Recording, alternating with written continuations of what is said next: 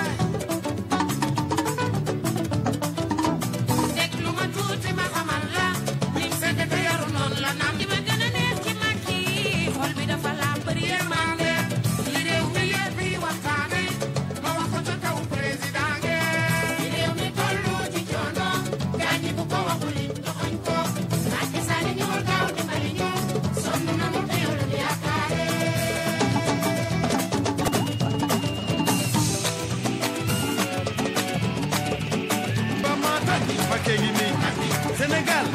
2012 coalition Macky yoonu yokkute Macky président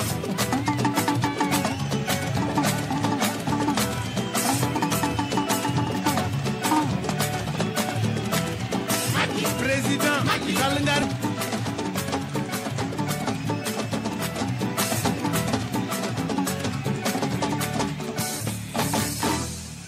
son excellence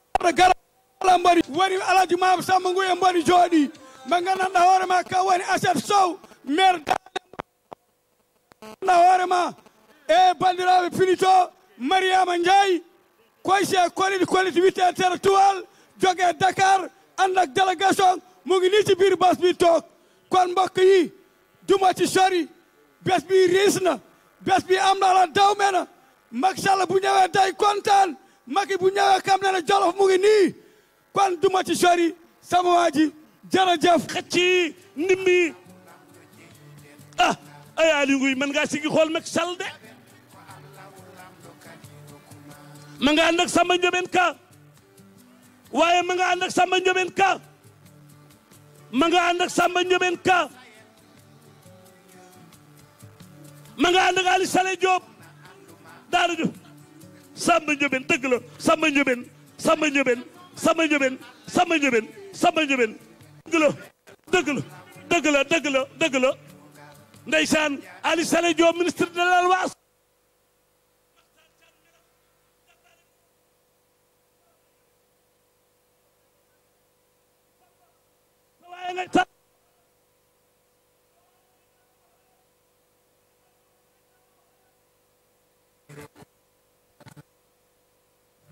alors ñu ñëw commentaire alors ngeen ñëw commentaire Serigne Touba Kewel Kadimou Moustapha gërëm nga doomi Jolof yëpp gërëm nga la ministre Samba Ndiobène gërëm nga sunu mag Alaaji Aly Ngouille Ndiaye jàmbaar première heure taxaw ci biir Sénégal yore Jolof bismillah bokki Jolof tey nag fox tey du yomb garmi Jolof yaa ngi nii Alaaji la léegi burel Alaaji la léegi ko rimaate Alaaji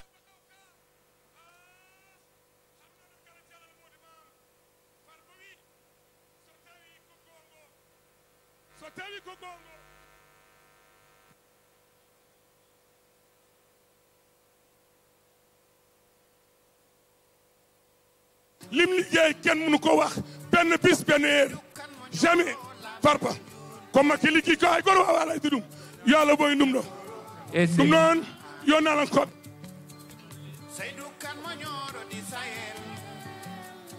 Mamar Pare Jinel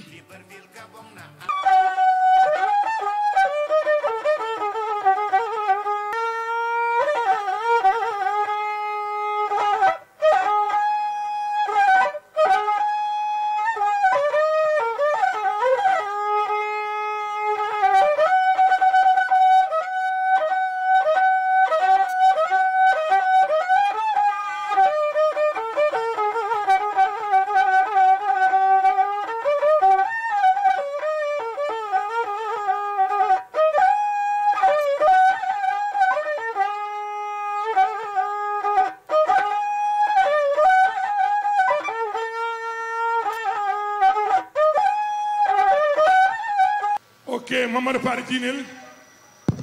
merci ñalaw mo ko ñalaw ma ngay naako ñalaw mo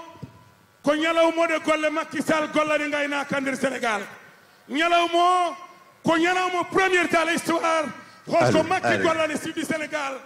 lamɗo joom yurmede lamɗo joom teddungal lamɗo ganduɗo fodde lamɗo social lamɗo démocratie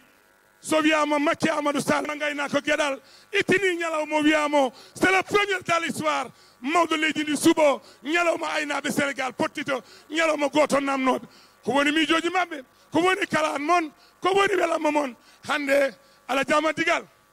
ko weeli ko o an wiyanno kumay abal daba siwranguiro ñëwna waaw mu dem ci ful bi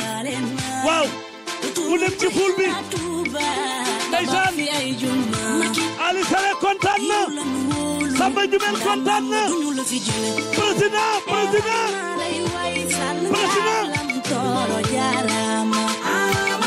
président gis nga ko ma ngay nuyu nit ñi waaw lii mooy nit ñi ñor nañu ma lii mooy nit ñi ñor nañu ma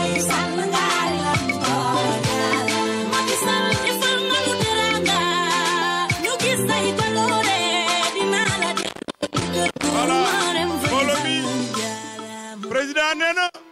dana dem ba ci biir nuy askan bi xam ne depuis ma ngay nuyu mbooloo ma Badio xoolal ni mu duggee ci mbooloo mi xool leen président ni mu duggee ci biir mbooloo mi président ñeme na mbooloo mi Badio dawoo leen de borom hôpital yi ñëw na ila autoroute ila Touba borom ki ma defar ñëw na lay la dem ni ca ful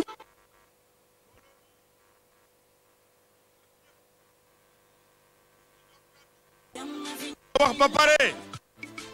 ci jamono ji nga xam ne ba léegi mbas mbaa ngi ci biir réew mi ngeen di tàkk seeni masque bañ a nuyoo ñi nar a jël kàddu si les orateurs kuñ ci jox kàddu nga wax voilà.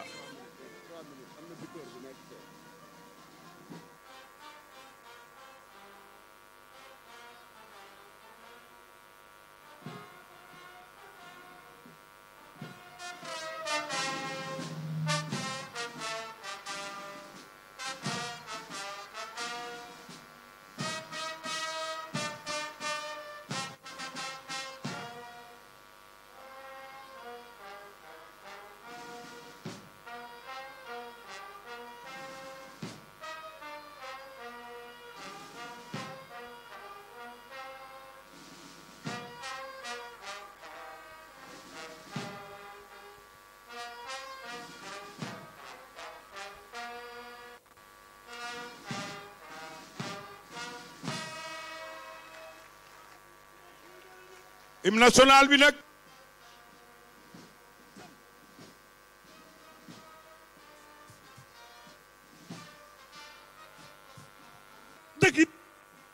dëgg it mën naa dégg loolu lu buur a bëggoon Jolof Macky Sall yeggale na ko la ba borom daane buur ba Jolof yi ak almaami yi ca Fuuta yaa leen donnu cëm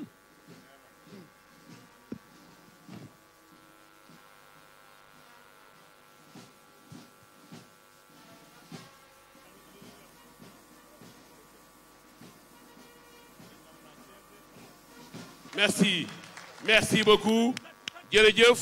nuyu nañu waa Daara Jolof ya son excellence le chef suprême des armées wax nañ leen léegi ni leen dañu am 14 orateurs yi ku nekk day am le président de la république waxoon le 1er novembre 2020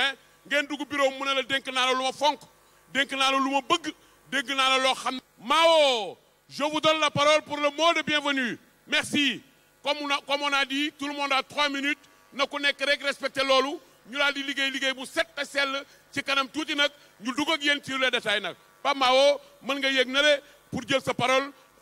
teeru say gan dalal le président de la république dalal ñëw na dëkk bu mu yàgg ñëw di ñaan yàlla lii ñu dugg ci bisimilahi rahmaani rahim ak génn ci alhamdulilahi rabbil alamin di nuyu ministre yi fi nekk yëpp sa yi la accompagné di béral nuyoo monsieur Mahmoud Saleh di béral nuyoo Aly Ngouille Ndiaye ancien ministre de l'intérieur nuyoo nag suñu ñaari ministre yi ñu fonk bëgg leen di leen ñaanal yàlla may leen ndam ci li nga leen dénk ki ci njëkk mooy Samba Ndiobène Ka ki ci topp moo tax ñi woote tey bés bi muy Ali Salah Diop di nuyu honorable député ak au conseil des collectivités territoriales ak conseil économique social yi fi nekk di nuyu président éleveurs yi puisque tey seen bés la yéen ak moom di béral nuyoo nag tous mes collègues maires du département de Linguère et du Sénégal yi nga xam bi ñëw nañ fi góor ak jigéen mag ak ndaw kaddu gi ma jël ci conseil municipal Daara laa ko jëlee samay adjoint ngi fii dama am yóbbante boo xam bi war naa ko jàllale président de la république muy honorable député Mbengue Lam mu ànd ak le maire de Barkédji yóbbu ko mu faju dafa doon su ñëwee fii nañ ko santal président gërëmal ko président ci ni mu leen jàppale ba ñuy faj jëkkëram fële ci Tunisie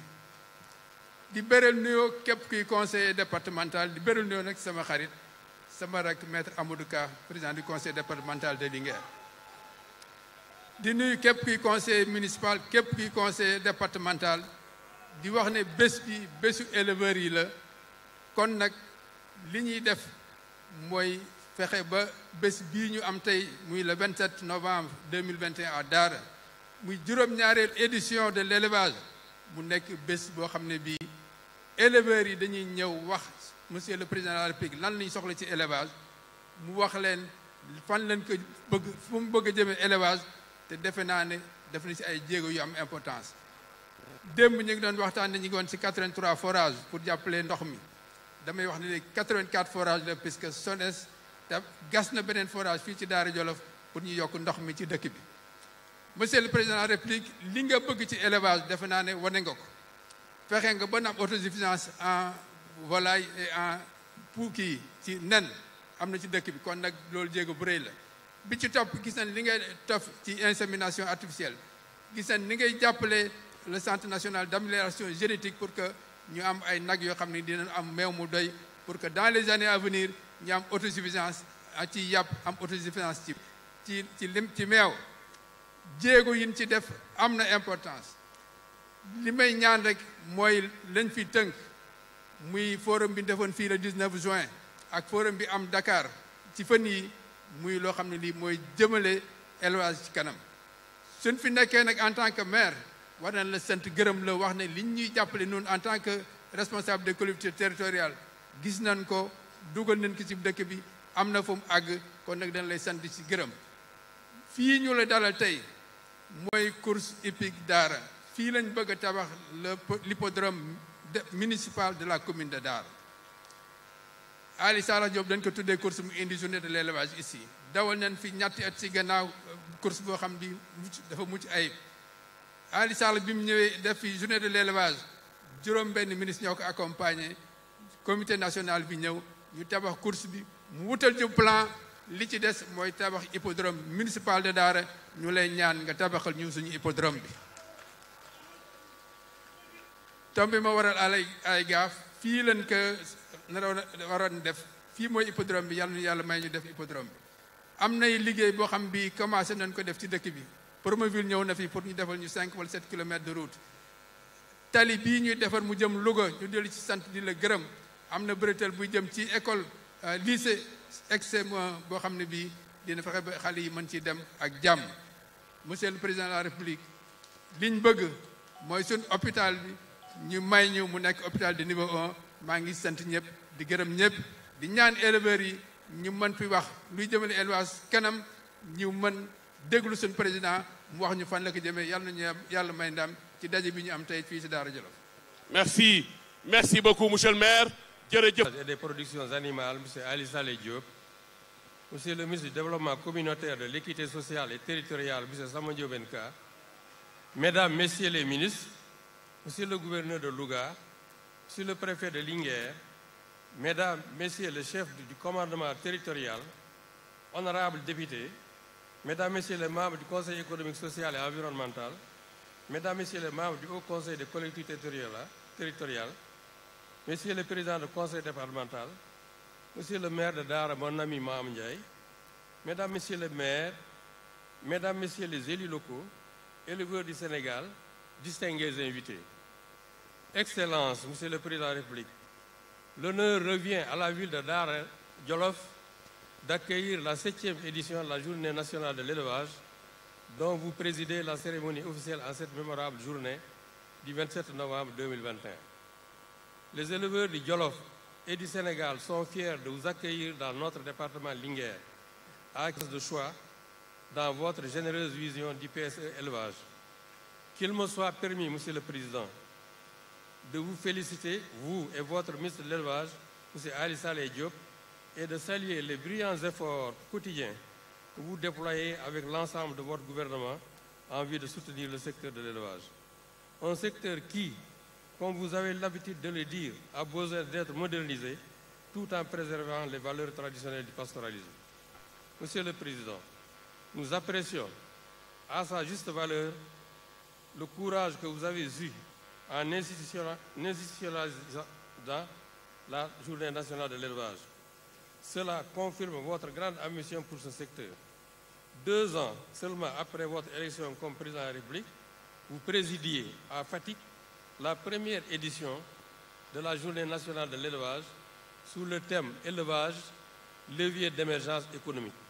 qui corrobore votre noble et ambitieuse vision du développement parfaitement bien traduite dans le PSE. Votre engagement et votre constance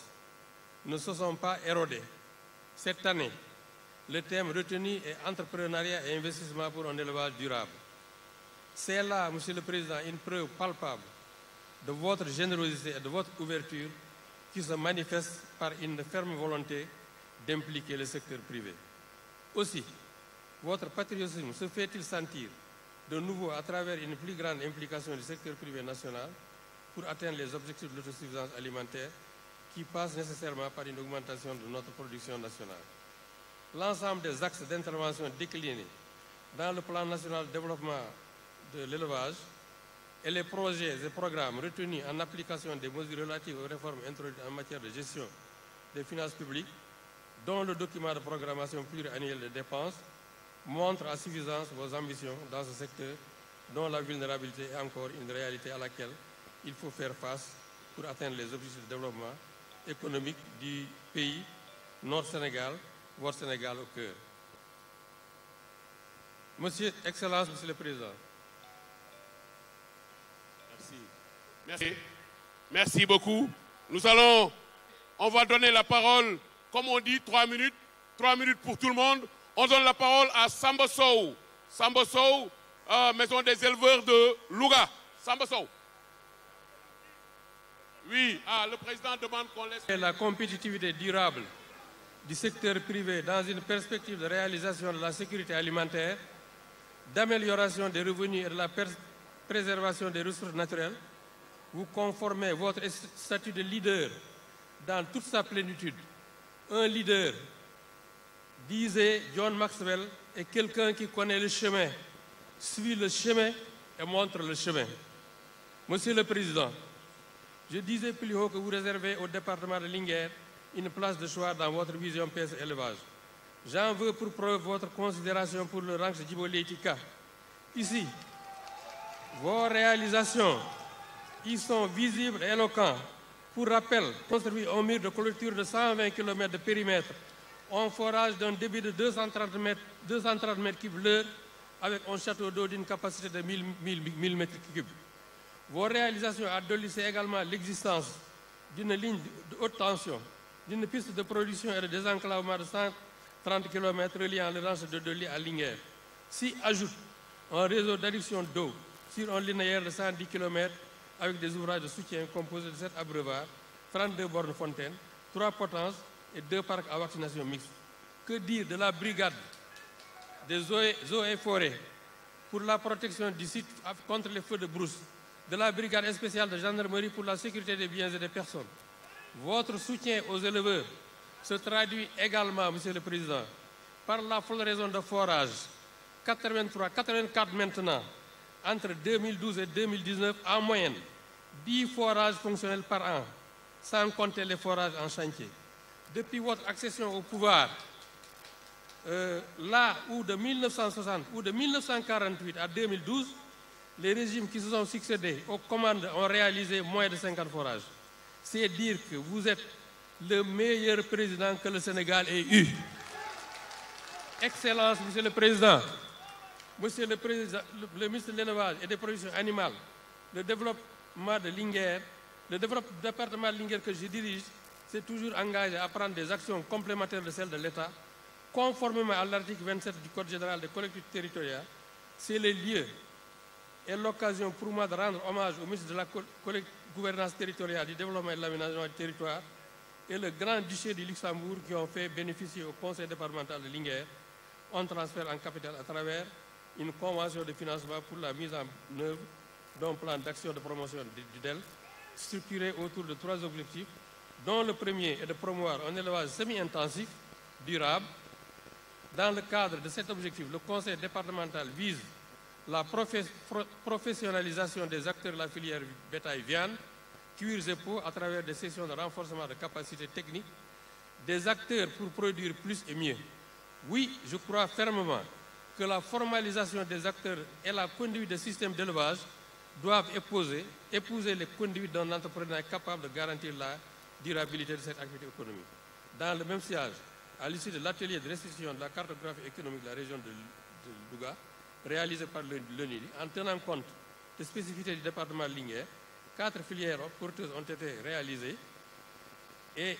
la filière bétail-viande a été retenue pour filière prioritaire et un projet excitant autour de la réalisation de l'abattoir moderne de Dara a été élaboré et soumis au fonds du CN 022 qui a accepté de le financer à hauteur de 225 millions, tout cela pour l'élevage et les éleveurs. Avant de terminer, Monsieur le Président, permettez-moi de remercier tous les ministres ici présents et témoigner du bienfait que le ministre du Développement communautaire, M. Samba Ndiobène Ka, est en train de faire dans le département. Il est en train de satisfaire les populations du Djolof, des fois même de façon discrète. Donc, Monsieur le Président, il fallait que je témoigne de cela. Je remercie également le directeur de l'ADER, avec qui nous avons le conseil départemental, la déléguée de l'ADER, avec qui nous avons signé une convention de financement. Le conseil départemental a signé une convention de financement d'une enveloppe de 60 millions, rien que pour financer les jeunes et les femmes relativement au projet d'élevage. Je termine, je lance un appel à tous mes parents, éleveurs et à toutes les populations du Djolof. Le président Macky, le Djolof s'abreuve à cette source intarissable, cette aubaine que l'Afrique et le monde entier nous envient. Aussi mérite-t-il un soutien populaire de notre part. Ensemble, nous devons travailler à ses côtés, le servir, l'honorer. Puisse Dieu, le maître des mondes, élever son excellence au rang de meilleur président du monde. Je vous remercie de votre attention. Merci, monsieur le maison des éleveurs de Louga. Samba Sow, vous avez la parole. Samba Sow, Miguigno. Voilà, monsieur le président, vraiment, gis nañu ni nga tenir compte de ces 4 domaines, l'alimentation, l'abreuvage. Président Macky Sall, président bu baax, président bu yaru, président bi nga xam ne yàlla moo may tax di wax éleveur du Sénégal mënuñu laa fay. Macky Sall jërëjëf. Éleveur du Sénégal nee na ci turu maison de éleveurs 45 départements yépp ak 14 régions yi nekk Sénégal ak communes yépp ñu ngi lay sant ak organes yi nga xam ne ñoo laal ci maison de éleveurs du Sénégal yépp ñoo ngi lay nuyu di la sant di la gërëm di wax ne Macky Sall bi nga fi ñëw boo fi ñëwul woon nu rus nun éleveurs yi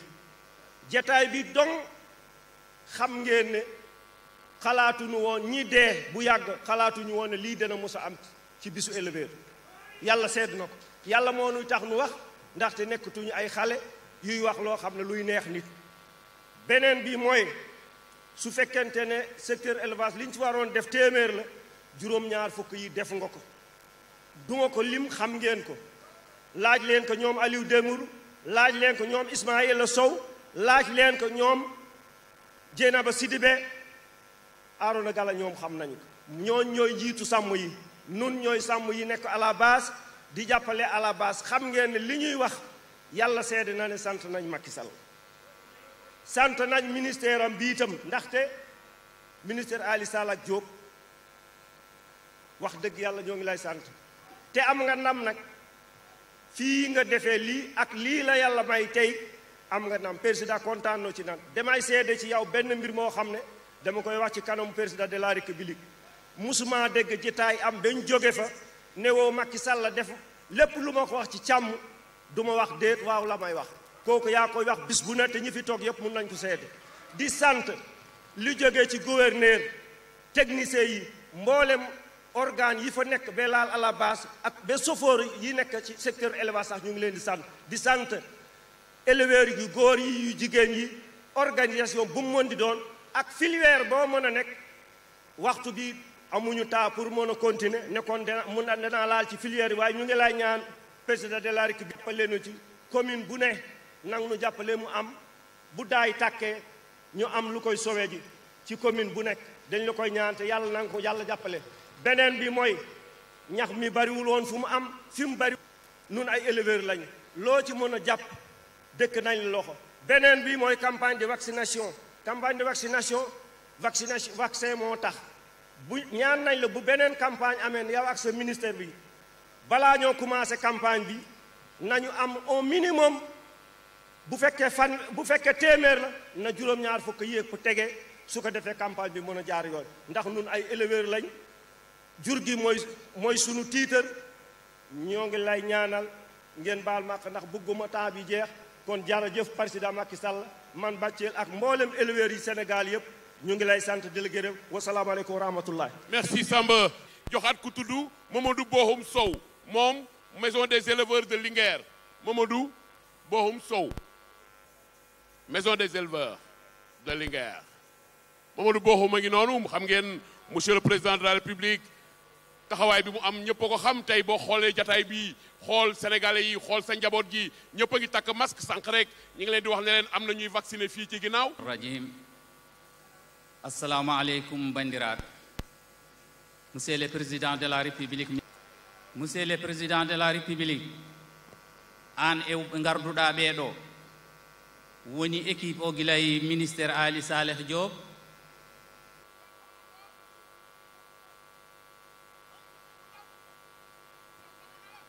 sall gorko gaynaka o tawɗo o gaynaka yahdude yeeso somi salmani président de la république mi tegi hen membre gouvernement o jooɗiɗo ɗo kala mbiɗa salmina ministre de l' élevage ministre Ali Saleh Diop ministre mo ganduɗa o waɗi innové e nder gaynaka e préparation gaynaka haɗon gandi préparation mo raɓɓiɗi ko watteno 4 mois waɗama e nder 30 jours waɗde haɗa andi gorko ministre o ko baɗɗo farlu no feewi kaaɓe saabu sa walli kurka a walli yummum sa walli debbo a walli nation o foof ɗum noon wadde président de la république min jii darde daariɗa hen mbiɗumen ɓe jarama jëf jarama jëf jarama jërëjëf merci ta Awa Alsane ndeysaan président ngi jóg noonu di ko sargal jigéenu sàmmkat yu mag yi nga xam ne tey kaddu gi bi mu ko yëkkatee gërëm na ñëpp wax na frère am yi ndeysaan ñoom Samba Ndiobel ñoom dégg nga maam président mi salminima alhamdulillah rabbil alamin de syndicaliste aynaaɓe nder seena aynaaɓe nder lugge aynaaɓe yiɗɓem aynaaɓe wonɓe ma ɓe dari ɗo han a yeesa terbino huccide aynaaɓe huccide président haala doliyas doli amen président république caggal min jettuma min jetti hono wiyete membre gorma o mbokku sunu mbokk yi toog fi yëpp ñu ngi leen di gërëm di leen sant di leen masawu coono lii rek war na leen ne élevage ñor na leen lii war na leen ne amul leen lenn loo leen jàpp ci àddina du élevage lii ñu am nag président conseil départemental bi dégg naa ko ci discours am nee na président Macky Sall don la bu nu yàlla jox loolu dama koy dëggal amul benn président bu fi mës a jaar def lii mu def ci sàmm président Macky Sall bi sàmm toroxee moo miire ranch Doli 88 000 hectares boobu sàmm torox na mu miire ko 122 kilomètres yokk forage yi sécurité bétail bi nommé général boo xam ne mooy toppatoo affaire sàcc jur gi defe naa ma ngi ci yoon wi te li mu nekk ci yoon wi dégg nañ ko parce que li tax mu téye ministère élevage téye ko ci boppam Aminata Mbengue jàngal nañu Samba Ndiobène ñëw na tari na Ali Saleh mu ngi firi donc ñun ñoo war a topp seen ginnaaw di dégg li ñu wax te mu tey bii li ko indi mooy entrepreneuriat naka nañuy def ba nekk ay entrepreneur man mi wax ak yéen maa ngi bokk ci confédération filière bétail viande des pays de l'Afrique de l'Ouest ñu am accord suñu siège ngi Abidjan suñu naatangoo yi nekk ci 17 pays Afrique yëpp tey jii ñëpp président Macky Sall nañu sant di ko gërëm ndax li mu def ci élevage te amul benn dëkk bu ko def donc loolu jar na ñu koy ñaanal yàlla jàppale ko parce que fi mu jëmee sàmm mooy day wan ne nit ñi tey jii sàmm moo yore lekk fii ci Sahel pays Sahel président Macky Sall bi mu ñëwee li mu njëkk a def mooy la ngaamu ci sàmm may ñu journée bi muy tey suñu fête indépendance mu nuy déglu donc buñ koy wax nan ko warloo xam ne tey bu nu nekkee ci benn bu ëllëgee bu ñu fi jógee ñu dem ci ñaar président Macky Sall tey jii bu nu demee ba rubrique économique yi nekk ci Afrique di wax na li jëm ci jur ak lekk tey mooy soxal àdduna bi yëpp ñu ni pays Sahel yëpp pays yi nga xam ne ñoo nekk ci Sahel tey bu ñuy wax affaire u lekk élevage mooy tirer la croissance économique grâce à la vision tey réew yëpp topp ci PRAPS bi dem nañ PRAPS 1 ñun ñoo ko tëgg à Djamena mais grâce à la vision du président de la République Macky Sall moo tax Banque mondiale am confiance redoubler effort am renouveler waat encore projet bi ba nu indi PRAPS 2 ñu ci gërëm encore suñuy techniciens yi fu nu dem ci àddina techniciens sénégalais yi ne ñuy tàgg ñoom nañuy gërëm mu nekk fierté ci ñun donc li ni yàlla defal yépp buñ ko teeloon a am moom li muy xaar ci ñun tey jii ñuy dawal oto yu rafet kër yu rafet loolu mooy entrepreneur nag bala nga nekk da ngay am dimbal da ngay am encadrement da ngay am formation te président ñaan la loolu nga dugal ci sa loxo beneen bi mooy entrepreneur tey jii ñu bari bëgg nañ dugal seen loxo ci biir élevage mais sàcc jur gi ak abattage clandestin bi jël alalam dugal ci biir ti jarga moo daan dundal àddina bi yëpp tey Sénégal li mu ëmb dafa bari Gambie Guinée Bissau Guinée Conakry Libéria Sierra Leone ñun ñu nekk ci couloir ouest bi yëpp juru Sénégal moo leen di dundal bu fa jur gu demul du ñu lekk yàpp donc gis-gisu président Macky Sall dafa leer donc volet entrepreneuriat bi ñu taxaw ci ñun départ nañu parce que weer bee passé formé nañu 50 jeunes 50 femmes ay formateurs pour am 1000 fermes fii ak horizon 2026 loolu yëpp ci gis-gisu président Macky Sall ak fi mu bugg yóbbu ñu ngi nekk ci ay yeneen fruits formation ti la confédération ñu ngi ciy jàppale dugal ci loxo ñun ñëpp ñu dugal suñu bopp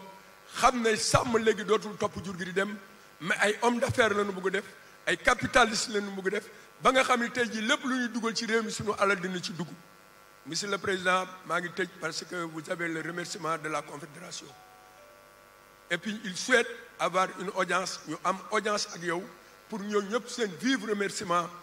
ñu indil la ko tegal la ko au niveau du Sénégal loolu rek laa amoon li ma ciy wax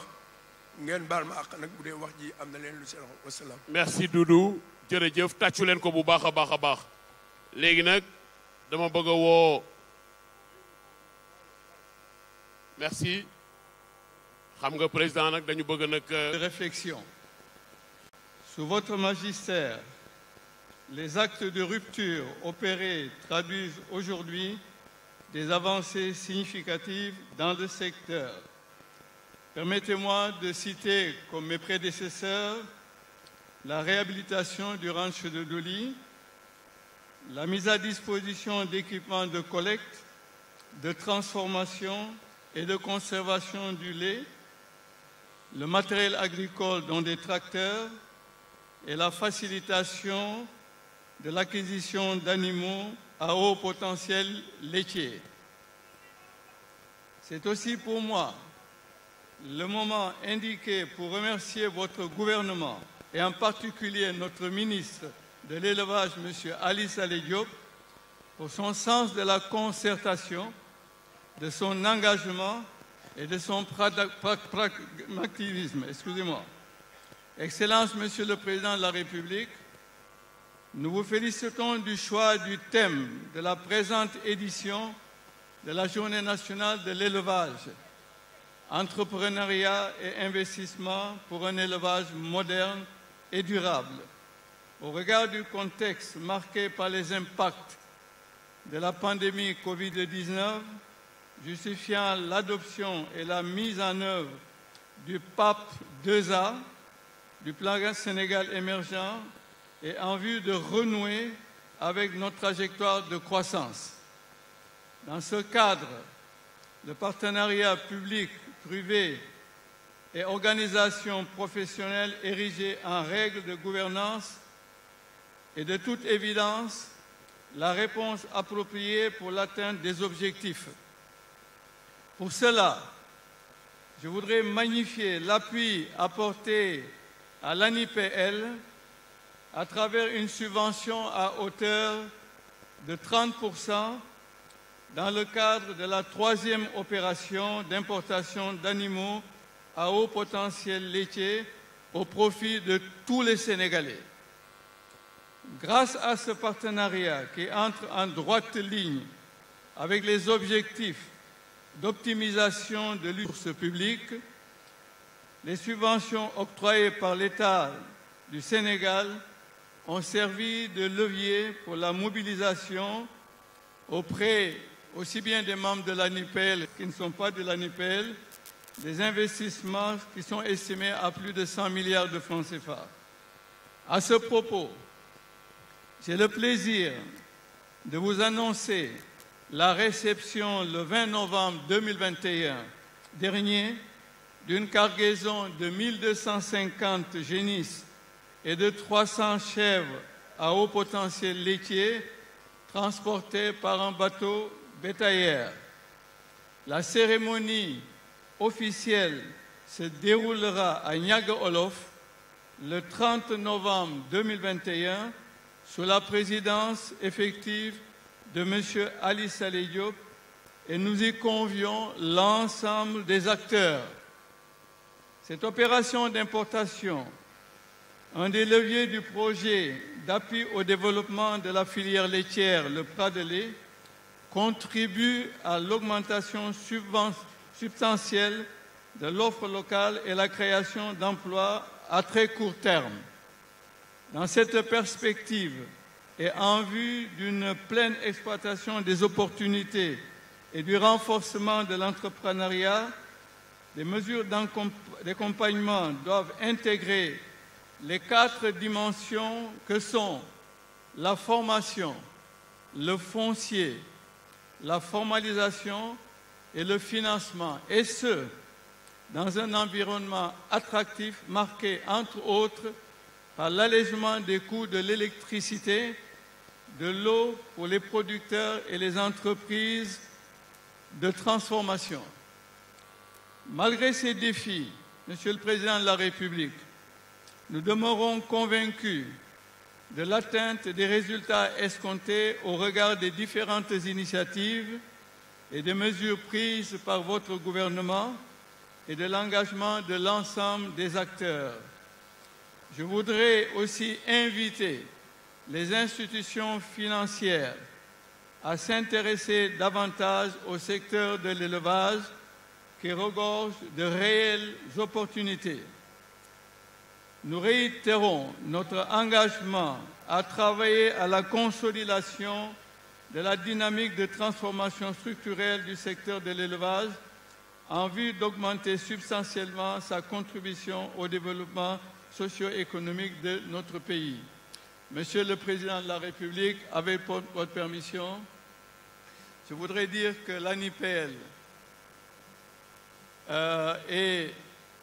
notre partenaire français qui s'appelle Deltagro fournit les animaux vont vous mettre à la disposition du ministère de l'Élevage 10 000 doses de semences pour l'insémination artificielle et ce, naturellement, avec votre permission, Monsieur le Président de la République, la bonbonne qui contient ces 10 000 doses seront remises à Monsieur le ministre de l'Élevage à la cérémonie du 30. J'ai ici le bon qui est là emballé. J'aurais bien voulu, Monsieur le Président, si vous le permettez, vous le remettre. Et la valeur des 10 000 doses, messieurs, mesdames, est estimée à 150 millions de francs CFA. Je vous remercie. Merci beaucoup. Bismillah ma an e délégation mo arduɗa ɗo o fof mi ƴetti salamu o mi totti ministre Ali Saleh Diop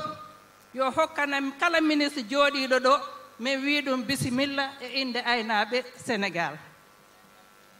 Mi salmini député ji wonɗi ɗo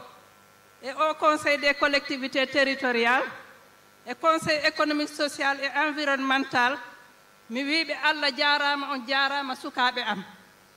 on jarama e golle joɗuɗe ɗe, on jarama ko ɗowtuɗon programme président Macky Sall PSE ha yettiɗen ɗo hande. Président anda eɗen ligganade Sénégal ha basal yalta e nder leydi ndi. Son Excellence Monsieur le Président de la République, rewɓe aynaɓe Sénégal, gila yiiɗuɗa amen men darima hande o entrepreneuriat investissement menen a tawi junngo amen e nder muɗum o ko ni men jokkiri ligge ɗe pour hande sa yi amen anda meɗen ligganade Sénégal. Mi salmini, wassalam. jërëjëf merci yaa Dieynaba merci encore une fois jërëjëf ci discours bu mag boobu. xam ngeen nag léegi il faut ñu jox parole Amadou Diallo moom dafa Tamba la jóge mais dafa représenter Ismaïla bu Monsieur le Président de la République,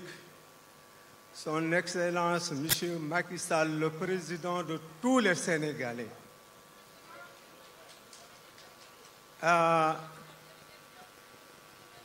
maa ngi lay nuyu ci turu Président Ismaïla Sow mi nga xam ne dafa am empêchement moo tax mu ne naa ko uutu en tant que secrétaire général du Conseil national des maisons des éleveurs. Monsieur le Président, ci turu Conseil national des maisons des éleveurs yépp 14 régions 46 départements ak communes yi ak villages yi ñépp ñu ngi lay sant ñu ngi lay gërëm di lay ñaanal yàlla. ñun li ñu am mënuñu la fay. Je crois que ay éleveurs am journée spéciale président ñëw toog kenn ku ne wax li nga xalaat kenn ku ne wax li nga bëgg ci développement réew mi éleveurs yi rek ñoo ko am keneen amu ko. kon dañu lay sant dañu lay gërëm dañu lay ñaanal yàlla kowe ca kanam ca kanam.